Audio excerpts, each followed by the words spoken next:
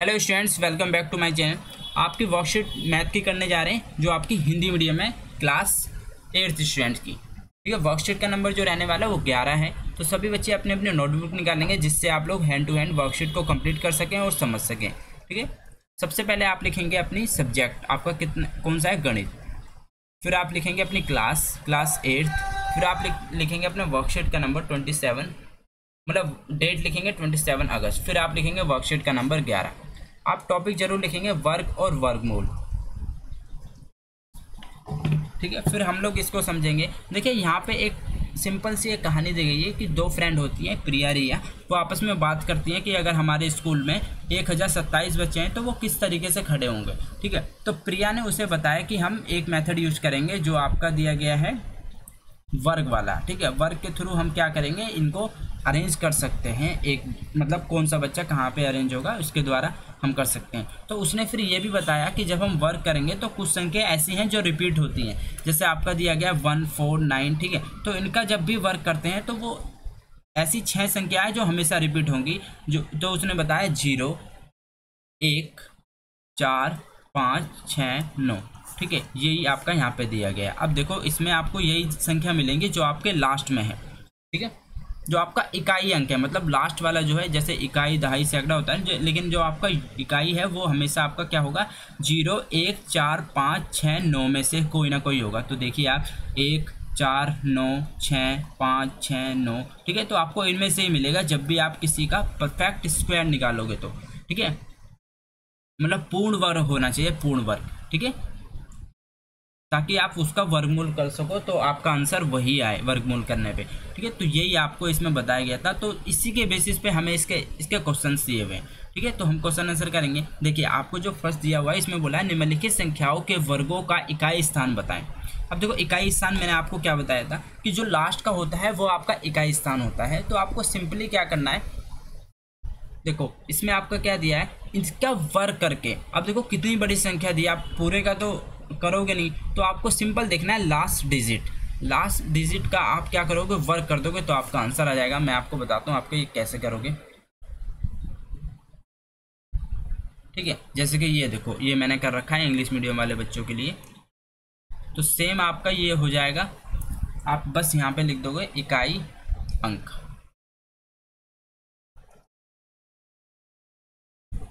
ठीक है, मैं आपको समझाता हूँ ये आपको कैसे करना है। देखो ये आपकी संख्या देती है 5 6 7 7 8। तो इसमें से आप क्या लास्ट डिजिट देखोगे, मतलब इकाई का अंक, लास्ट वाला अंक, तो आपका 8 हो गया। और उसका आप स्क्वायर कर दोगे, मतलब उसका स्क्वायर करोगे 8 × 8 तो आपका 64 हो गया। तो इकाई अंक क्या आ गया, 4 आ गया। ठीक है, तो ये आपका आंसर आ गया। ऐसे ही इसमें देखोगे आप 6 × 6 क्या हो गया, आपका 36 हो गया। तो 36 में लास्ट इकाई अंक क्या आ गया, ये 6 आ गया। ठीक है, तो आप क्या क्या कर दोगे, इकाई अंक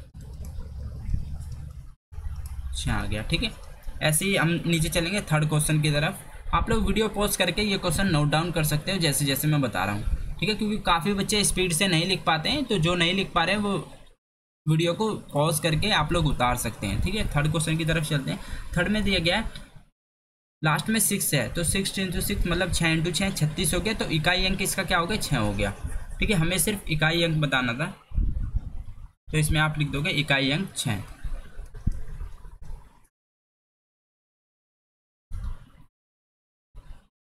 अब देखिए इसमें दिया गया है 7 8 9, मतलब जो 9 दिया हुआ है वो इसका इकाई अंक है। तो अब देखो 9 की मल्टीप्लाई आप 2 बार कर दोगे जिससे आप क्या निकल जाएगा, आपका इकाई अंक। ठीक है, तो 1 आ गया इसमें। अब आपका लास्ट आ जाते हैं, लास्ट में आपका दिया गया है 8।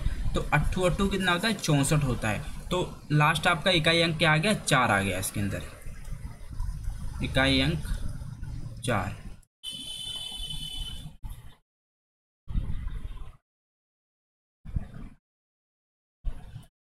ठीक है, तो ये आपके सारे कंप्लीट हो गए। अब चलते हैं क्वेश्चन सेकंड की तरफ। ठीक है, इसमें दिया गया निम्नलिखित में से कौन सी संख्याएं कभी पूर्ण वर्ग नहीं हो सकती। पूर्ण वर्ग मैंने आपको बताया था कि जो इकाई का अंक उसका 0 1 4 5 6 9 में से है तो वो पूर्ण वर्ग है, अगर नहीं है तो वो नहीं है। तो आपको इसमें किस पे टिक लगाना है, जो कभी पूर्ण वर्ग नहीं हो सकती। देखो अब सिंपल सा आपको मैं ट्रिक बताता हूँ। लास्ट डिजिट देखिए, लास्ट नंबर देखिए 9 है, ठीक है। 9 का आप सीधा स्क्वायर कर दीजिए, 9 इंटू 9 कितना आ गया आपका 81। 81 मतलब एक आ गया, एक आपका किस में है, इसमें आता है, मतलब 0 1 4 5 9 में आता है, तो इसका मतलब ये है, ठीक है। निम्नलिखित इससे में से कौन सी नहीं हो सकती, तो ये है, आपको इस पर क्या लगाना है, कौन सी नहीं हो सकती बताना है, तो ये होगी, ठीक है। ये आपका टिक आ जाएगा। अब देखो 8 8 64 होता है, इसका देखते हैं, तो 64 में 4 आ गया, तो 4 इसी का एक में आ रहा है, तो ये भी आपका टिक हो गया, ठीक है।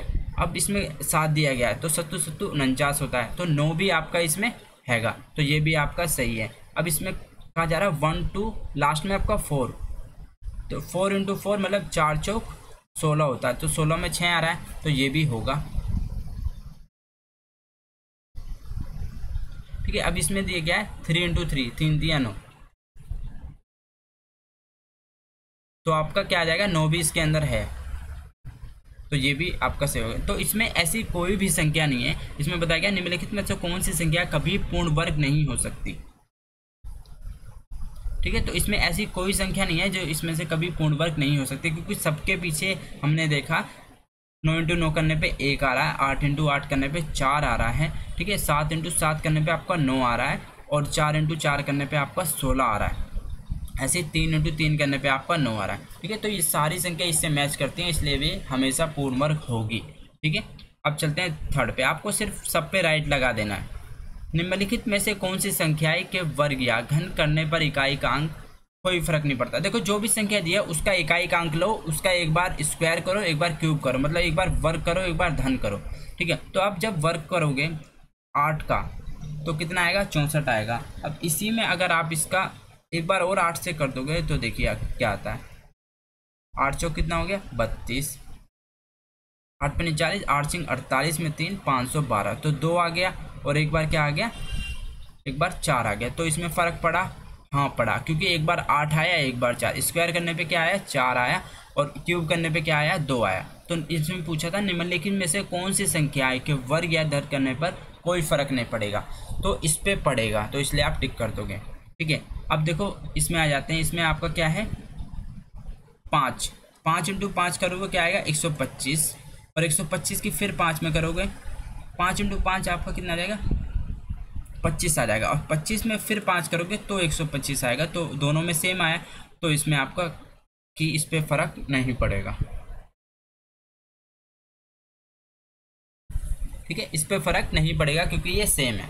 अब देखो इसमें 1 दिया गया है, 1 इंटू 1, तो आप 1 की एक बार कर लो या 3 बार कर लो, आपका 1 ही आना है, ठीक है। तो इस पर भी आपका कट आ जाएगा, ठीक है। 9 8 7 6 5 7, अब इसमें 7 लेंगे तो 7 7 49 हो गया, ठीक है। अब इसका एक बार और करोगे आप तो 9 7 63 हो गया, और ये फिर आपका यहाँ पे क्या था 4, ठीक है। तो 9 चौक 28, 28 और 6 34, ठीक है। तो आपका 343 आया, और पहले आपका कितना आया था 9, तो इनमें फ़र्क पड़ेगा, ठीक है। तो ये आपका सही आ जाएगा। अब 6 आ जाता है, 6 चिंग 36, ठीक है, 36 आ गया। अब 36 की फिर आप 6 में करोगे तो 6 चिंग कितना हो गया 36, 3 36 18 और 3 21, 216, तो इसका मतलब इसमें फ़र्क नहीं पड़ेगा, तो ये सेम है, तो ये कटा जाएगा, ठीक है। तो ये आपके आंसर थे सारे, हमने उस पर टिक लगा दिया जिस पे फ़र्क नहीं पड़ रहा था, और जिस पे फ़र्क पड़ रहा था उस पर हमने रॉन्ग कर दिया, क्योंकि हमसे यही पूछा था,